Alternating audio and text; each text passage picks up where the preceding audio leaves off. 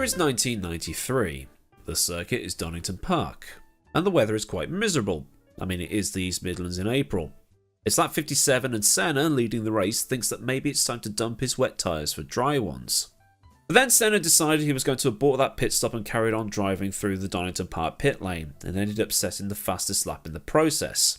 You might be wondering how the hell was he able to do that by driving through the pit lane, but well, it's 1993 and pit lane speed limits didn't exist yet. For that race at Donington Park, Formula 1 was using the Grand Prix loop. The national circuit uses the right-left chicane at the end of the lap, while the Grand Prix circuit uses a left-right and then goes through 2 hairpins of hell to extend the circuit a little bit more.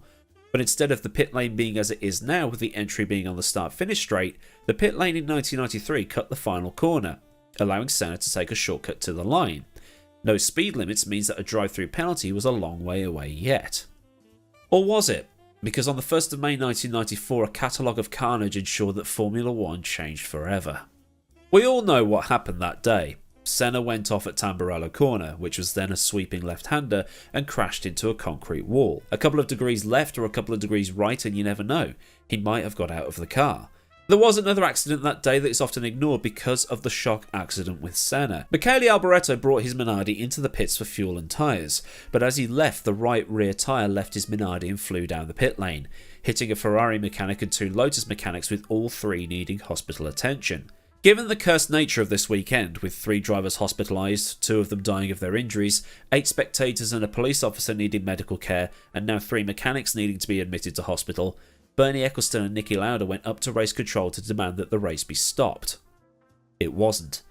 Schumacher would win the race with Larini in 2nd and Hakkinen in 3rd. Then later on, the FIA started to make sweeping changes to the sport, with Max Mosley going on his own iron-fisted safety crusade.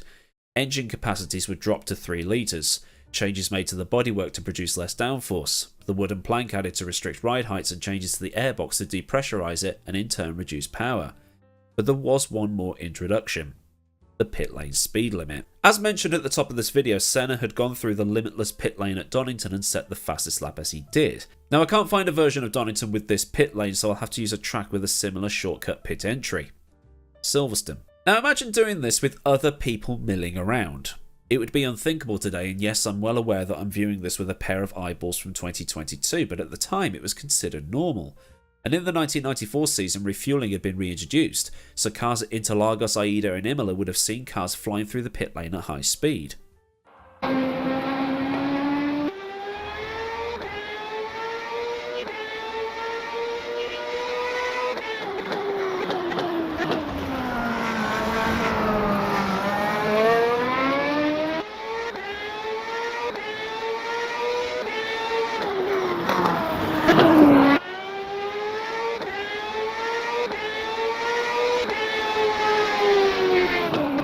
Meanwhile, at Monza, an aborted pit stop might have looked something like this.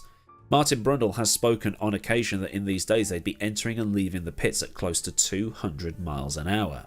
Now it has to be said that during the 1993 season, pit lane speed limits had been trialled in practice sessions to just get a feel of things and see if they could be brought in later on. Now, as one website did put it, having a speed limit in a motor race in the pit lane seems like a bit of an oxymoron. It's a bit like being kicked out of Guns N' Roses for doing drugs, as Steven Adler was. Well, he was kicked out of Guns N' Roses for doing too many drugs. I mean, Lemmy was kicked out of Hawkwind for doing the wrong drugs. But I digress. From the Monaco Grand Prix onwards, 2 pit lane speed limits were introduced. The first was an 80km/h or 50mph speed limit for practice, and then this was up to 120km/h or 75 miles an hour for the race. This is why, even during the refuelling years of the mid-90s, a car could be in and out of the pit lane in less than 35 seconds, even on a one-stop strategy. The FIA had also got some chicanes in the pit lanes, notably at places like Barcelona, Estoril, and a couple of other tracks. I think Hockenheim and the Nürburgring had one too. But over time they smoothed these out. They made them just perfectly parallel to the actual start-finish straight. And I can't figure out if the pit lane speed limit in 1994 at Monaco was 75 miles an hour during the race, but if it was, it must have felt like they were doing Warp 9 through there. The FIA would also set a specific spot at which the pit lane limiter must be engaged, and then placed a white line at that specific point. Now, catching speeding offences back in the early days was done with a man with a radar gun or a speed camera similar to the one that sends you a lovely picture of your car when you've done 33 and a 30. Getting pinged for a speeding offence back then was a simple 10-second stop-go penalty that involved the driver coming into the pits, pulling into the box, stopping for 10 seconds, and then being released. They weren't happening all the time, but I don't recall them being that uncommon either. Now these days it's all done through average speed and computers. You have the pit limit line and then 2 grooves cut into the track. And these grooves are about a metre or 3.2 feet apart.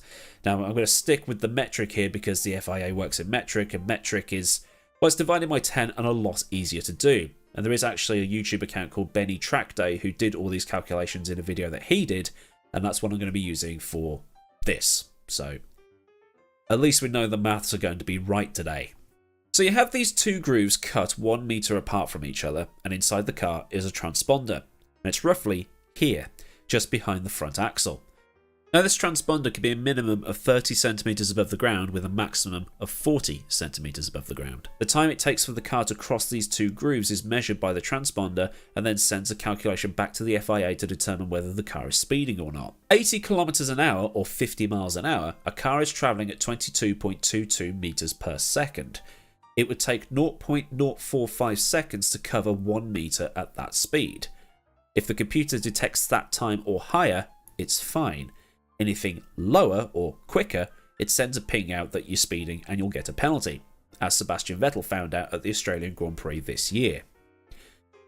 Or if you pass the line at 82 and then pass the second line at 78, you'll get away with it because the time is still 0.045.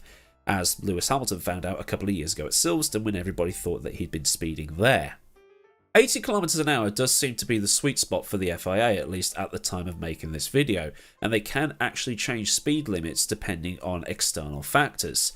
Monaco, for instance, is a mind-numbing 40 miles an hour or 60 kilometers an hour, but it could be slower. It could be 50 kilometers an hour, which is 30-ish, I think, but they can also change it depending on external factors, because at the French Grand Prix either this year or last year they changed it to 60 kilometers an hour, much to the annoyance of some of the drivers.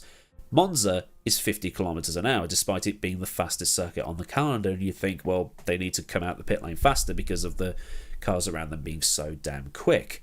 In the World Endurance Championship it's a flat 60 kilometers an hour, hence code 60, and at the Indy 500 I believe it's 100 kilometers an hour or 58, 59 miles an hour.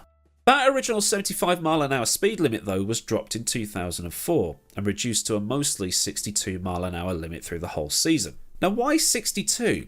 That seems like an oddly specific number. 62 miles is 100 kilometers, hence the motor industry and Top Gear doing acceleration tests from 0 to 60.